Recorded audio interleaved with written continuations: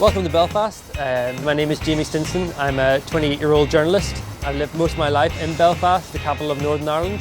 I spent a few years living in London. I moved back to Belfast recently because the city has changed so much.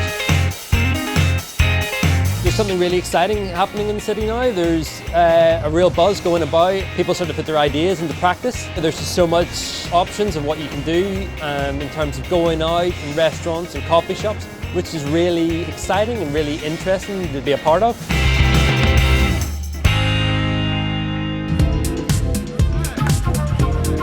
Belfast has had a long history as a port city, and shipbuilding has really dominated its past. The best example of Belfast's long and illustrious history as a shipbuilding city was the Titanic, which was built in the early 20th century and was the largest ship of its kind.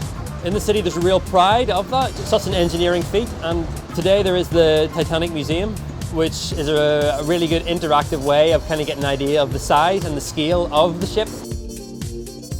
I think when people come to Belfast, the most surprising thing they see is, how beautiful the city is.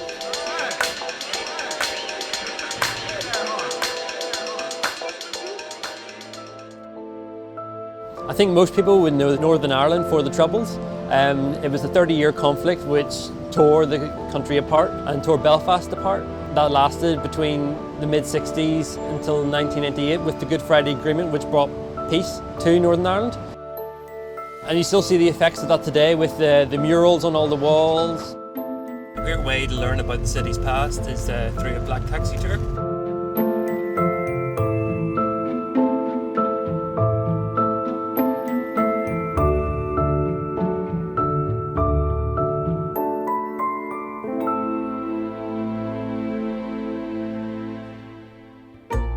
Because of the Troubles, Northern Ireland was really held back, but that's what makes it really interesting as well, is that you have all this kind of bottled up creativity which is now really starting to flow out. Once kind of people walk through the doors, there's a real camaraderie and people really come together.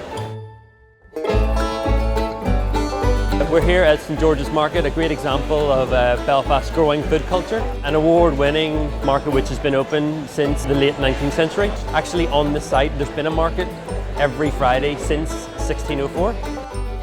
St George's Market is a kind of great celebration of Northern Ireland's food produce. You can really see that as you walk around, as well as arts and crafts which kind of showcase a wider Northern Ireland culture. When I come to the market, I always pick up great cheeses. Would I be able to get some Cashel Blue, please? Yeah, of course.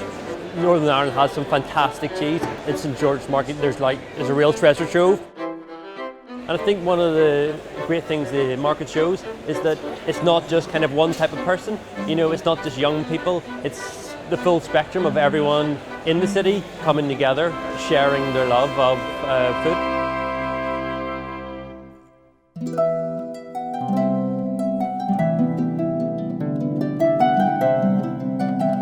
We're now about 20 minutes drive north of Belfast. We've driven up along the side of the north coast. Many people will know the Irish coastline for being really beautiful. We're here now at the Gobbins, Northern Ireland's probably newest tourist attraction. The Gobbins is a pathway that snakes along the side of the coast, right next to the water, and gives great views all along a cliff face just down.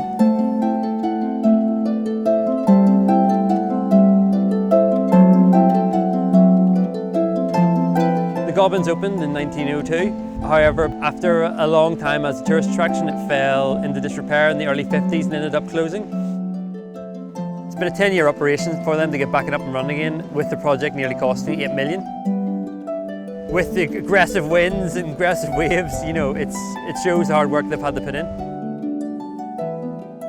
As you walk along, you're really face to face with nature and the sea and the wind. You can see how beautiful it is.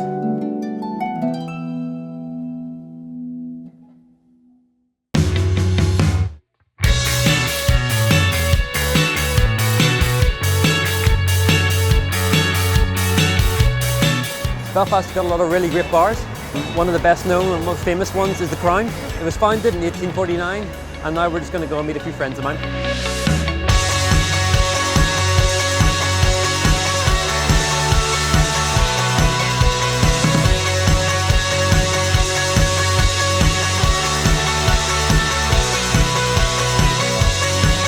in Belfast. I hope you enjoyed it. Goodbye.